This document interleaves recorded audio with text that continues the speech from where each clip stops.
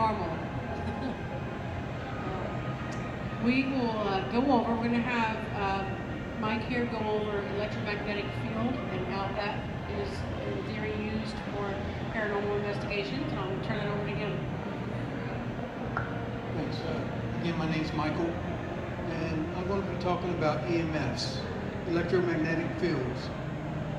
And the belief is that spirits, or ghosts, however you want to say, are made up of energy, electromagnetic energy. And so we have a couple of tools here that we like to use. This is our meter, EMF meter. And we'll turn that on and we'll go around the room. And if it lights up, we're hitting on something. But with this, what we have to do a lot is debunk. Because if the house is old and it's got the old wiring in it, it'll set this off. Some phones we found out sets this off. So you have to basically debunk everything you get if it does light up. But that's our EMF meter. What we got here is the brink block. And we like to use this a lot. We'll send it in a corner like we went to my daughter's house to investigate.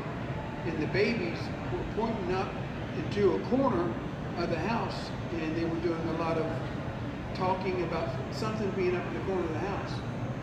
We set this over there in that corner. Batteries are in there.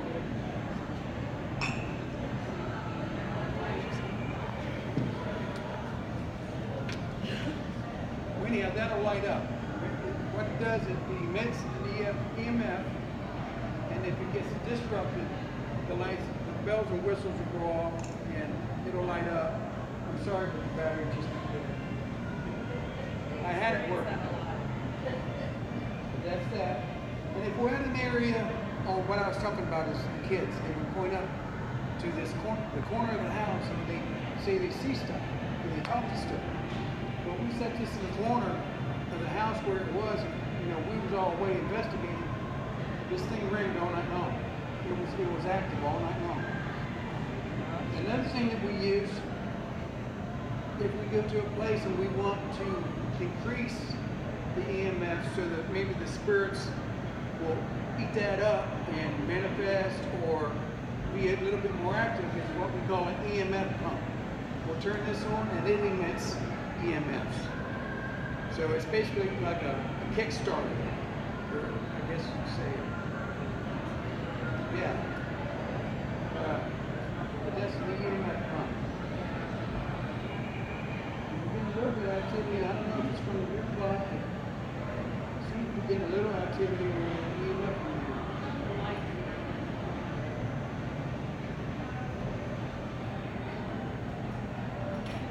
It goes up to orange and then red. It's blue, green, yellow, orange, red. And if you get it like a high concentration, it'll be red. It'll spike red. See, it's going yellow right now.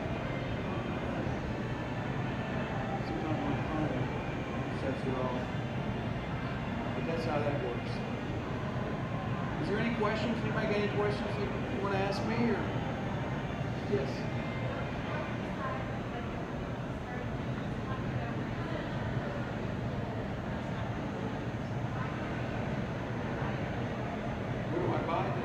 This equipment, you get it off GoStop.com. Yeah, we can just order it online. All our equipment. You can also get stuff like this through hardware stores and stuff, but they actually use that in their electronics. Yes, ma'am. We have, yes. Yes, we have. We had a lady go through with us. And we have a psychic medium that's not with us sometimes. She's kind of, her name is Jeanette. She's kind of unique in a way that she draws things of someone that she's Oh, shit. She had never done this kind of thing paranormal. That's when you think, oh, it's a psychic, it's a medium. They talk to the dead all the time, but they're not necessarily used to walk around and like, oh yeah, I'm trying to feel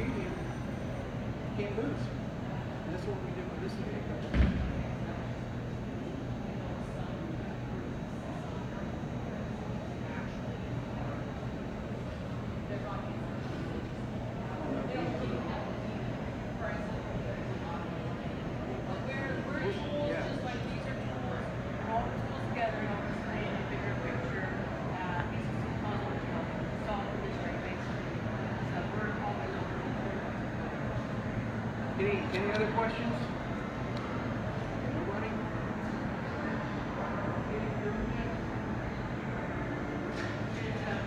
You can buy these anywhere. You can There we go. research, find them online, but do a lot of research if you're planning on buying any, because there are all kinds of prices out there. The best thing to probably start with is an e-recorder, digital recorder. James is going to talk about that. Some things that did get ghost stock because they're specifically made for paranormal, but many of the things are used in everyday life that we figured out picks up the paranormal. So just like the EMF recorder, what he was saying is electricians use it, people use it to find different fields of energy and those types of industries. So they figured out, oh, well, this seems to be along that theory of when spirit is manifesting, it puts off a lot of electromagnetic field and maybe uses the electromagnetic field in the surroundings to manifest. That's what he was saying with that pump. It emits more. That little bitty thing puts out so much electromagnetic field that your hair will tingle in the room. So it's allowing us to help something in that area manifest itself. It's pretty cool. But Kitty, you want to go next? All right. Hi, my name's Kitty, and I've known everybody for a very long time, like she said, but I actually got invited to join the group on my first investigation when I called Shella to come investigate my daughter's home. She was having some activity. Shella will tell you later, and then I'll give you my story later. Very moving experience, and she saw that I had the passion for it and asked me to join the team, and that's when me and Mike joined the team. And I'm glad she did, because it's really branched me out in my beliefs, and I've gotten to experience a lot of really cool stuff. Some people don't have I guess, the chance to. But I'm the still photographer. He had actually gotten me an old Polaroid for Christmas one year, and I decided when she asked me to do photography that this was what I had to start off with, and I thought, well, let's go old school. You see a lot of older pictures, people catch mist and apparitions and orbs, so I wanted to try old school. You know, you don't have to worry about it going to being developed and somebody saying you finagled with it. It's right then and there, spits it out, and you can view it. I've only caught in a few. One of the best ones I ever caught actually was a beautiful orb, and all of a sudden my picture disappeared. We cannot find it. Although I had it up until we came here yesterday, so that's very weird. And then I caught a really awesome orb during one of her pendulum sessions at a bed and breakfast. We was talking to a young man. It came in I'd say about 7 minutes into the conversation after we got him comfortable doing the pendulum session, and then as you could tell, as the energy was dying down, about 17 to 20 minutes later, somewhere around there, he just zipped back the way he came. So that was pretty awesome. It gave me goosebumps. But I've been looking into orbs because a lot of people, when we did a Paranormal 101 in Springfield, you know, they say, well, I take pictures all the time and I see like little bubbles, or I see this, or I see that. How can you tell the difference?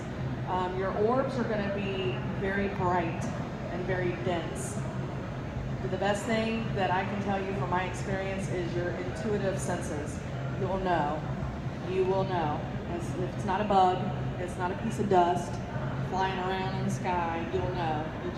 It's hard to explain unless you've experienced. You're nodding, you know.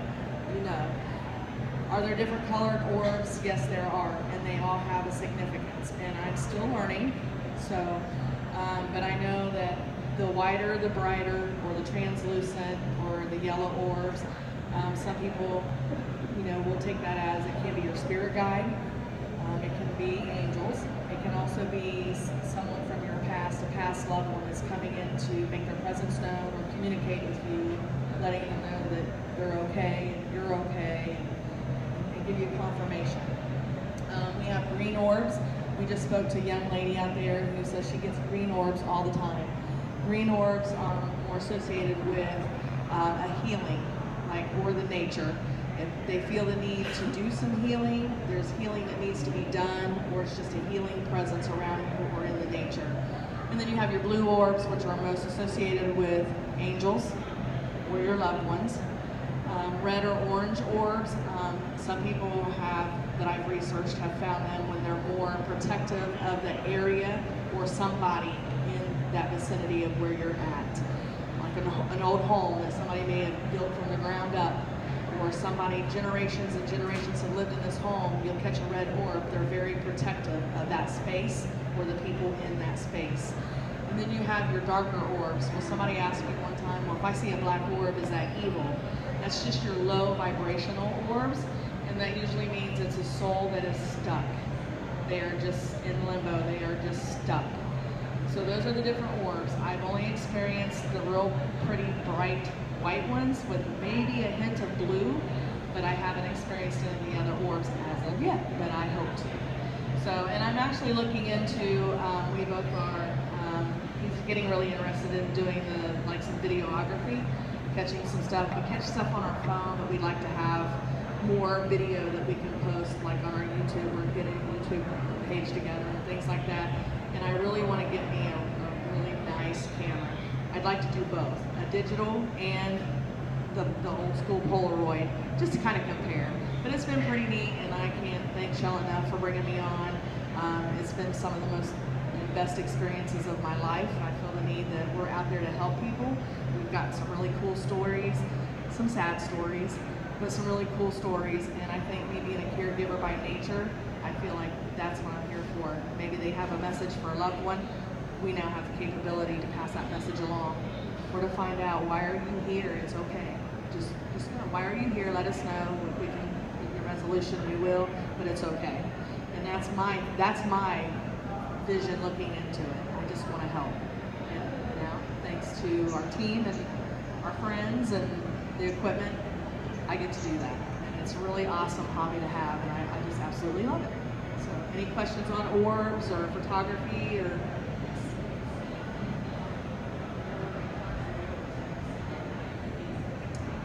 No, but we did come across a young woman when we did a Paranormal 101 in Springfield. She had a beautiful picture of an orb that actually was the shape of an angel. And it was beautiful. There's no words to describe it. It was absolutely beautiful. But somebody else had taken that picture, and it was the only time I've ever seen anything like that. But as of yet, I have not come across couldn't really make out any facial features or anything like that. A lot of things, for whatever reason. I don't know if it's the refractory of the light from outside, what's inside. But when you take the pictures, there's a lot of faces that we can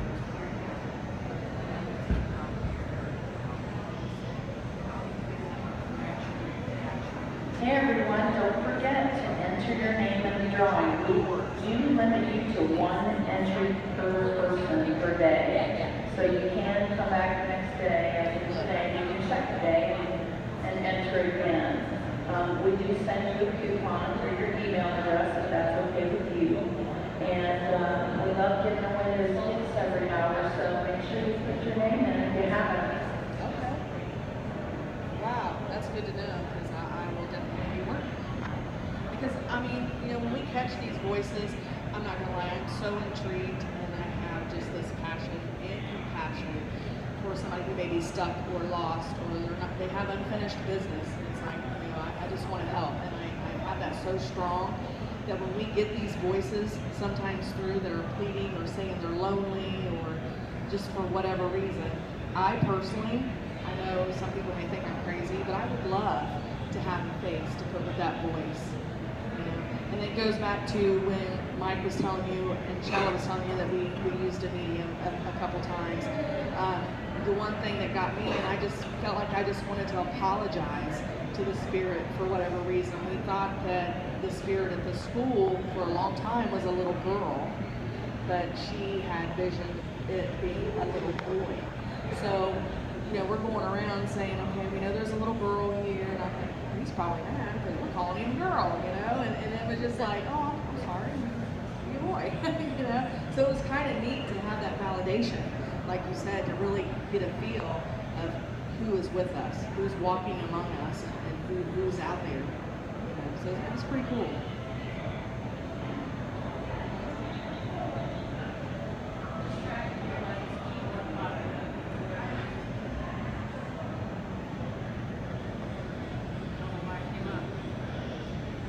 My name is James. I'm here to talk about electronic voice phenomena, also known as EVPs. And what that basically is, you'll have a device such as this, which works on FM and AM frequencies, just like a radio. And we have a device here. This is how far advanced things have come. What this does is it scans. I don't have much battery, so I had to turn it off until I was ready to speak.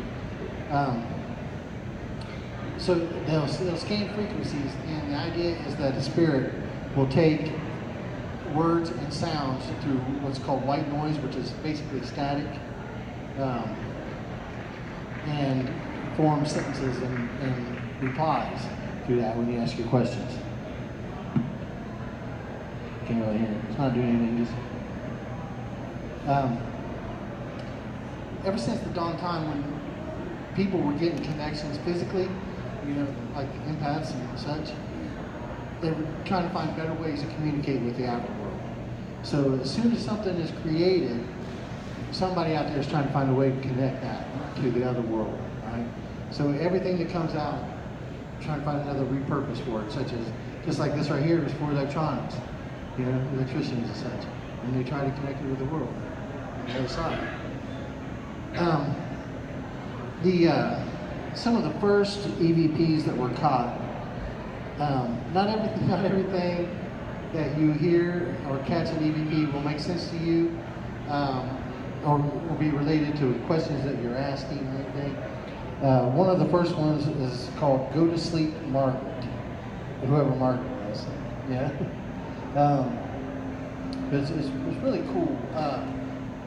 The more you get to use items like this, and the more you get to connect with the other world, you'll learn that the responses that are directed to you, and some of it is just it's nonsense. So you'll figure that out as you go. We buy recorders like this, digital recorders. You can get them at any Kinko's copies or anything like that. One of the greatest things you can have as an investigator, or even just as a novice, just to sit in your house and see what's going on. Record that, and when you ask questions, it may take them 30 minutes or 30 seconds to a minute to reply. So give it time to reply, and then when you play it back is when you'll hear your response. All right. So, and sometimes it's not easy to understand. It's not super clear. You may think it says one thing, and then the more you listen to it, realize it says something else. So we have that, and that's why we have multiple ears on these, because I might think it says one thing, she may listen to it, think it says something else, he may listen to it, think it says something else. We run it through a software that'll clean it up. It's called Audacity, and we can clean it up and slow it down, speed it up, whatever we need to do to it to try to make sense out of what it's actually saying. And sometimes it's so clear, you'll think it's somebody in your group that said it. And yeah, they like to say my name. I don't know what the deal is with that, but so you'll get some direct responses like that. It's really hard to, unless you are connected physically, it's really hard to get responses in real time. So you rely on things like this. Now, when this fails and you're not sure what's going on here, we have this right here is what's called an SCD2. And what this does, it's been going off here like crazy, it scans the internet, and the spirits will pull sounds and responses from the internet to reply to you. I want to stick it down here for a minute, maybe you can hear it.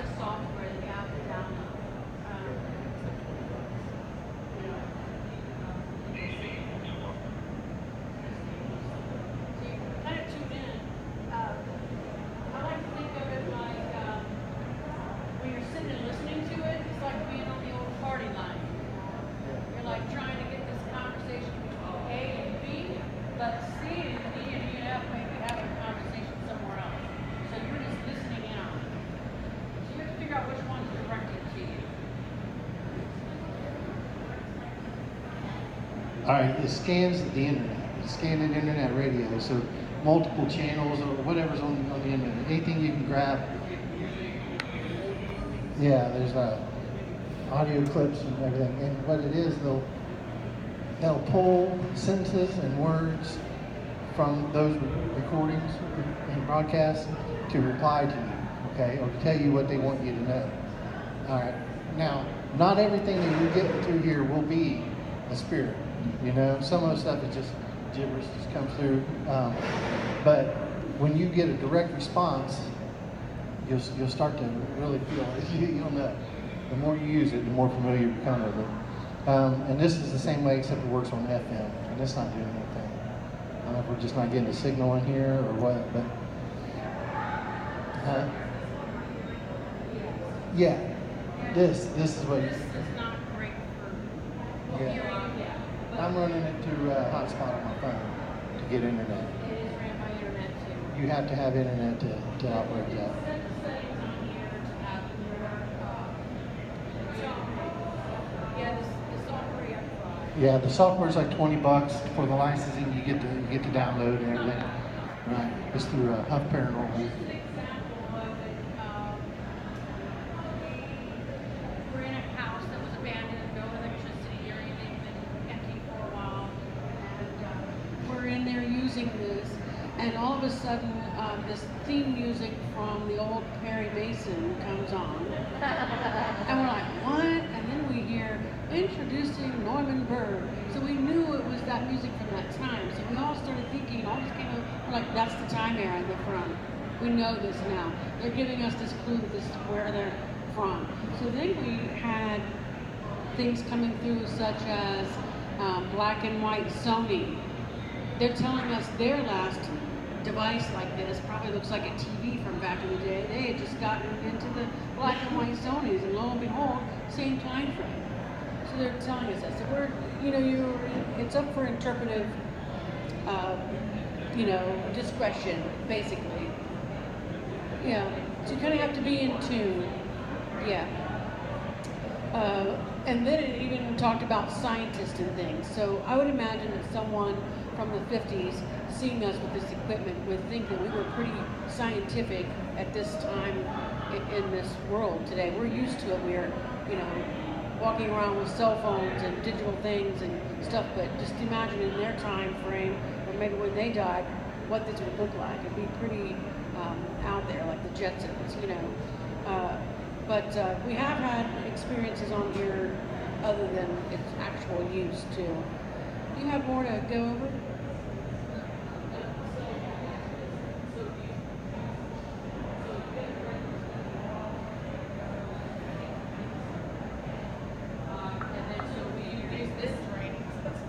Sorry.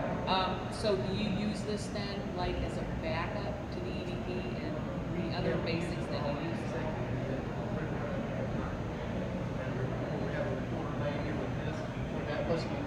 It records on itself. It's got like a little digital recorder off here to the corner, which is a digital version of this right here.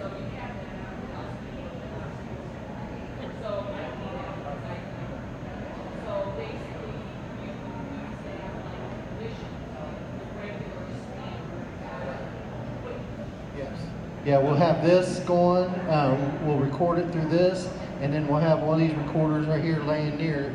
So we'll have backup, and then we'll each have a recorder of our own as we go through, and then we'll have video. Yeah, we try to use it all at the same time, because when you can get something on one, and then you get a follow-up on another one to back up that it actually happened, And plus you can also tell where in the room it came from by where the person was standing when it happened. We had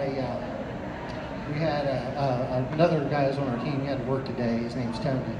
He was upstairs in this abandoned house that we were talking about. I'm in the corner with my laser lights and my recorder and a video camera, recording where they said that a woman was standing at the top of the stairs. So I'm standing there for an hour and a half or whatever, all by myself. And here he comes up and walking through the rooms, and he's asking questions, trying to get responses. And didn't hear anything at the time, but as he went home and was reviewing it, he found something said upstairs with James, right?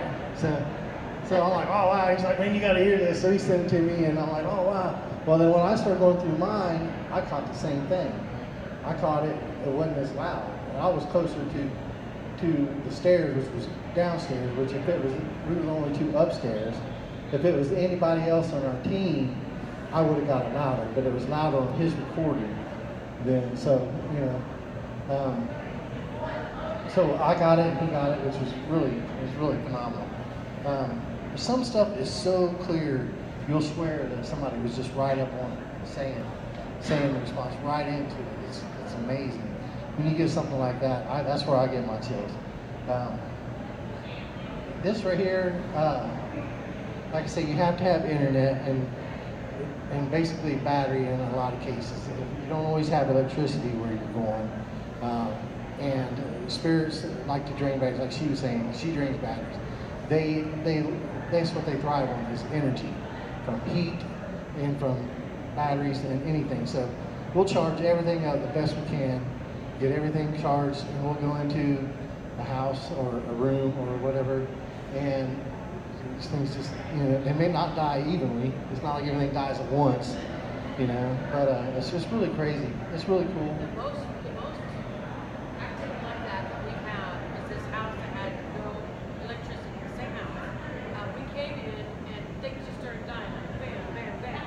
Within 30 minutes to an hour into our investigation, we were like, what do we use now? Because everything's dead.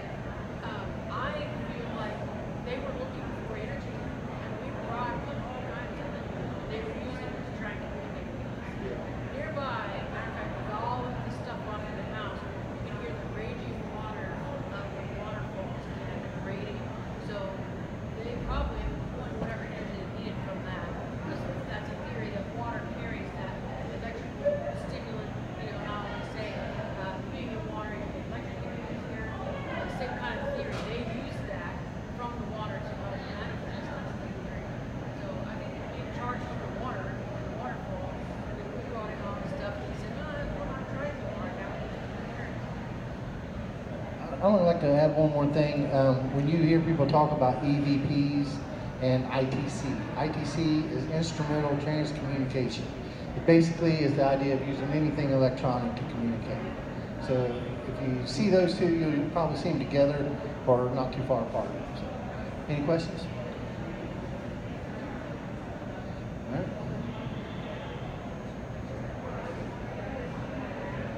Oh yeah, this.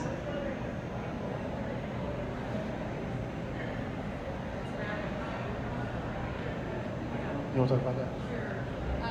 This device here we made, you can buy it online for $1,250 if you'd like, or you can get the Connect 360 camera and down for $20 and download the software onto Windows for free. So we rigged this up. We just recently made it mobile by attaching a battery pack to it so we could walk it around in the house with it, which was kind of exciting. So we used some funds that we had to purchase the smaller tablet and the battery pack. But it is structured like sensor. Basically the same type of theory that uses in video games now that the kids play, that maps them out doing their running or whatever they're doing. It works off of infrared, 3D dimensional figures, and what it's mapping, the green that you see there, is like a skeletal system of us. So the theory is when it picks up energy other than human, it will map it out in a skeletal figure as well.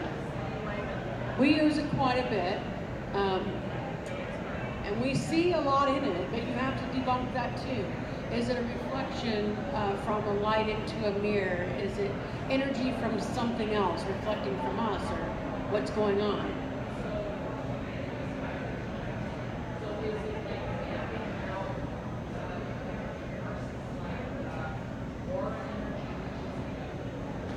Basically aura energy, the energy that we emit. Our whole body's made of energy, from our brain to our muscle fibers to our thoughts to anything we have is electrically charged. So that energy gets mapped out as it looks like a skeleton person with little Lincoln log connectors connecting them. So when we see something in there where there's no one at, we are going to try and investigate that and see if that's actually spirit.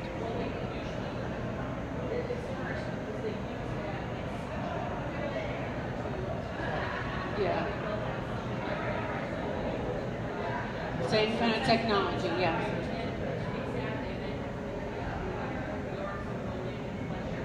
Right.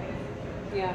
Same kind of deal. So we've had a lot of success with that, with talking to entities, and we try to see if they're intelligent by saying, "Can you raise your left arm?" And we see if they follow that command, or can you raise both of your arms? Can you move over to here? To just see if they're intelligent. There's a couple of different kinds of hauntings.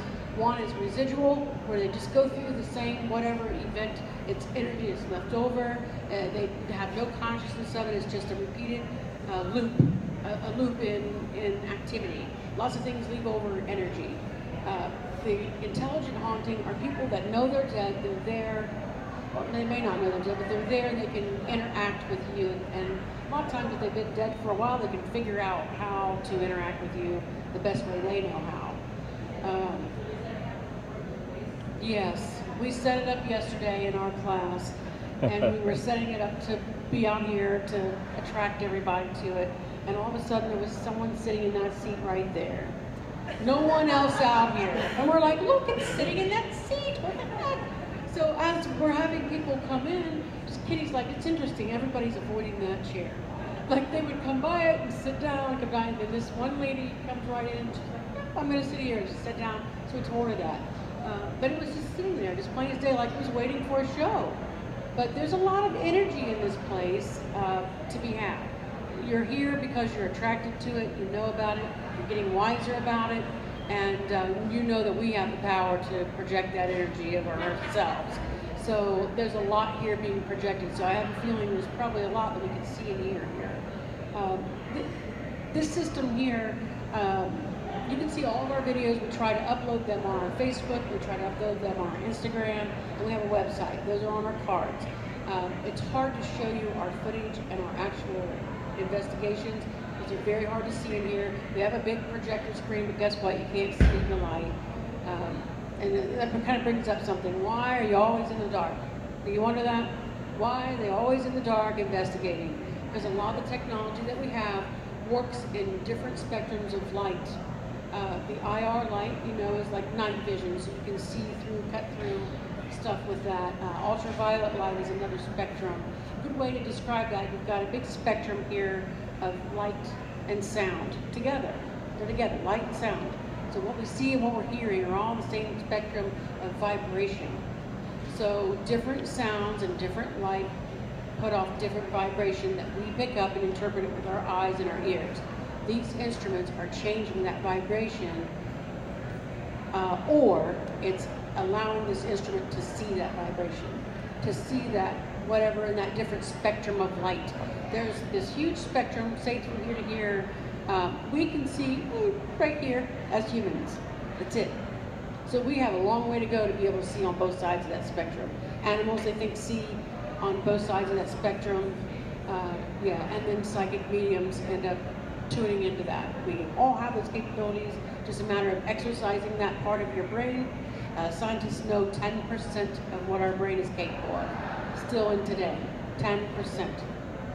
So all that extra stuff is there, you just have to exercise it. This device here, the SCD2, we tend to use that on almost every investigation, but we do come in and say, here's their claim, here's what they're experiencing. We walk through the house and then we decide which equipment to use and where. Like I said, if it's something visual they've had, we're going to put our SLS in there that's structuring out that. If it's something audible, we're going to make sure we put a digital recorder in there. If it's something they're feeling, we're going to make sure we put the EMF stuff in there to detect. If we don't have any clue, it's randomly sitting everywhere. But we do almost always gravitate towards this SCD2. We had an experience, it's our, Holy Grail. What did I call that? Holy Grail. The Holy Grail, thank you very much. That's Jason, JT back there. He's also an investigator. He's the one that always gets touched personally. Because he's always in a corner quiet somewhere, and they come to visit him. And then he comes in to tell us calmly, something to scratch my neck. So then, so then we take a picture, and lo and behold, there it is. But we were using this the way it was used, with the internet radio flipping through there, doing its thing. And then it got really quiet. So we're thinking, wow, did the screen shut off? What's happened? But prior to that, something said, go to the back room. So we all got up, and a lot of times we're all everywhere doing our thing, but at some point in time, it tells us, get together and figure out what to do here. If you're not getting anything, let's regroup and think about this. And we were doing that. And it came across there and said, go to the back room, literally, just clean. So we picked up and we all went to the back room, which was a bedroom. And we're in there listening to this, it's going through all of its things, and some familiar music came on that Kitty had recognized. And she's like looking, and I hear her talking to Mike, and it was their first time, it was their daughter's house.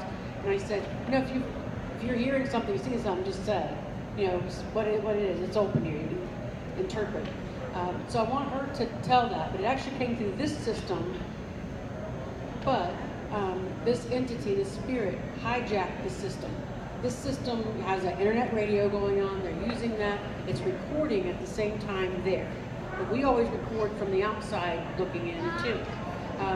That recording in here stopped, and nothing that happened was recorded. It continued to record the internet radio, if that makes sense. But what we recorded was completely different. So we turned it into the maker of it, and when he finally looked at it, he was like, wow, we've never had that before. So we figure that's our holy grail. It was a very personal message, and I don't want to gum that up by telling you, so I'm going to let Kitty tell you.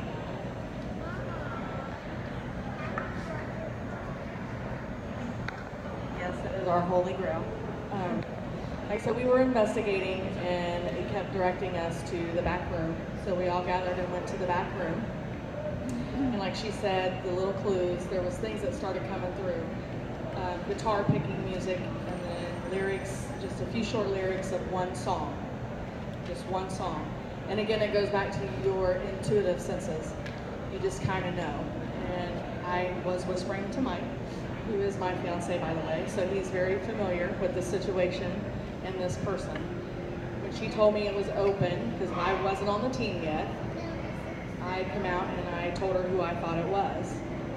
She told me just to ask. It was okay to ask. So I did it again. So finally I said, Daddy, is that you? That's when he hijacked the machine. All the background noise, all the music, everything stopped. Clear as day, and we have it recorded. He said, I'm here. Well, to make a long story short, my dad had been gone only about 10 months. He was diagnosed with a terminal illness, Huntington's chorea. Been struggling with it for years. He went into cardiac arrest. You know, your body starts shutting down, your gray matter, your brain deteriorates. He had been pretty much in a comatose state, I would say, for about 5-6 days. They made a decision that was pretty much of his life, to take him off life support. I'm a daddy's girl. At the age of 49, I'm still a daddy's girl. In my heart and my soul, I always will be. That was the hardest decision I ever had to make. I've done everything with my dad. I was his princess and his tomboy, all wrapped up in one. I did not want to sign that paper. I struggled. But at the same time, thanks to my support over there, I couldn't let him lay and suffer any longer either. So I was the last one to sign the paper. I waited till that last moment I could possibly have, and then I stayed with my dad until that last heartbeat. I struggled with that for months and months and months. Like, you know, he's never given up on me, being his little girl. No matter what I wanted to do in life, he was always there to support me, stand behind me, protected me. I got my way with him. If Mom said no, I knew Daddy was going to say yeah. But I felt like I gave up on him when he needed me the most. And that was a terrible, terrible struggle for me. So when he come through, immediately tears, I mean, it got dead quiet in that room, like nobody, you cannot imagine. And I told him that I had regrets. He come through and he said, why regret? And I said, because I signed the paper to take you off life support. And he told me it was just a paper. He did not want to live that way. And it's all recorded. And eventually, after a few moments, you know, he was asking how my mom was, asking how the kids were. He even talked about Mike. He brought up Mike and Germany, because they shared Army stories together. And it was just little things. Everybody said, how do you know it was really your dad? And you know, I knew. It was just everything. The guys ended up leaving the room and just left me and Shella in there together. And then he finally come through, and he's always, you know how daddies are, who's your friends, where you going, who you hanging out with, what time you gonna be home? He was like, who's that? And I said, that's my friend Shella. Hi there, Shella. And he asked me how my mom was doing, and I said she's okay, but she misses you a lot, and he would reply back to that, and it just, he said that's the problem. Because my mom would not leave the house, my mom wouldn't do anything. And he knew, and he said that's the problem. I mean, they were married for 53 years. Her whole other half was gone. So it gave me a peace of mind. I was able to deal with things a little better. Of course, grieving is never easy. It never really gets better. We just learn how to deal with it on a day-to-day basis. I'm not gonna lie, I still have my hard days. We're getting married in June, and that's really weighing on me. My daddy's not gonna be there. He'll be there, he won't physically be there. So Shella sent me a copy of the video. I carry it with me everywhere on my phone. So I know when I get to missing my dad, I listen to it, and I know it's okay. He's not mad at me. He's not mad at me, not one iota, for signing that paper. He just didn't really want to live that way. The only downside to that was we had issues. A lot of my friends were contacting me thinking that this is going to happen on a whim. People have to understand, you cannot make your loved ones talk to you. You cannot force them to come see you. That's probably, to me, a once-in-a-lifetime opportunity. It will probably never happen again. I'm a very lucky girl. So if you get those experiences, embrace them. Embrace them, whether it's from a loved one or a lonely old man, like we experienced one time. He just was lonely and he missed his wife, and that's all he wanted to say to us and left. So don't be afraid of anything. I can't guarantee you're always going to talk to your loved ones, but it's maybe just another spirit out there that just needs somebody to talk to for. But that is my special moment, and I will carry that in my heart forever. We do have that video. It's on there. It's fabulous to watch. And it was like a reverberated voice coming through the speakers. So some of it you can't understand, but when I watched a recording of her, I heard the mannerisms of all the things like that he took while he had his Huntington's disease, that all sort of thing. Yeah. But we have to wrap it up, but we have so much that we'd love to share with you. It just takes a lot longer than an hour. But we try to upload our stuff on the website. We do. Yeah, I don't know what the number is, but it's a black booth over there across from, 338, he says, I don't know. It's been on me all weekend, I didn't know. But yeah, come on over and talk to us.